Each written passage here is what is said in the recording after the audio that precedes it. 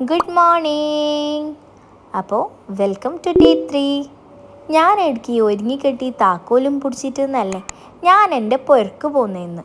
അപ്പോൾ നിങ്ങൾ ഇരിക്കും യോക്ക് ഇതന്നെയാ പണി, ഇനി കുറച്ച് ദിവസം ഇതന്നെ പണി, എന്നിട്ട് നമുക്ക് പുരലിരിക്കാം.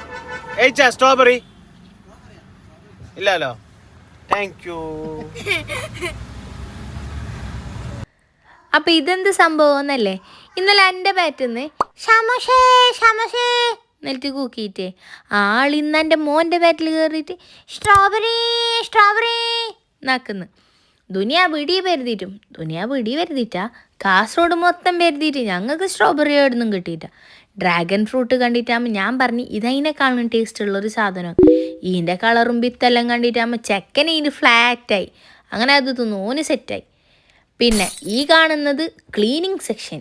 എൻ്റെ അനിയത്തിൻ്റെ എൻഗേജ്മെൻറ്റ് ഈ ഞായറാഴ്ച, അതിൻ്റെ മത്സരിച്ചിട്ടുള്ള ക്ലീനിങ് ഈ കാണുന്നതല്ല. ഈ 3 ആൾ ബായും പൊളുന്നിട്ട് അവിടെ ഇരുന്നിന്. ഓരോ പണിയെടുക്കാൻ ആരും വിടുന്നില്ല, തല്ലോട് തല്ല് ആ മെഷീന്. പിന്നെ ഇത് രണ്ട് എന്താക്കുന്നതെന്ന് ഓർക്കും അറിയില്ല, ഞങ്ങൾക്കും അറിയില്ല. അങ്ങനെ പണിയെല്ലാം ഓൾമോസ്റ്റ് ആയി. അങ്ങനെ എന്നെ കൂട്ടാൻ എൻ്റെ ആൾ വന്ന്. അപ്പം ഞാൻ അതിൽ കയറിയിട്ട് എൻ്റെ പുരക്ക് പോന്നു. അപ്പോൾ ബായ്, ലവ് യു ഓൾ.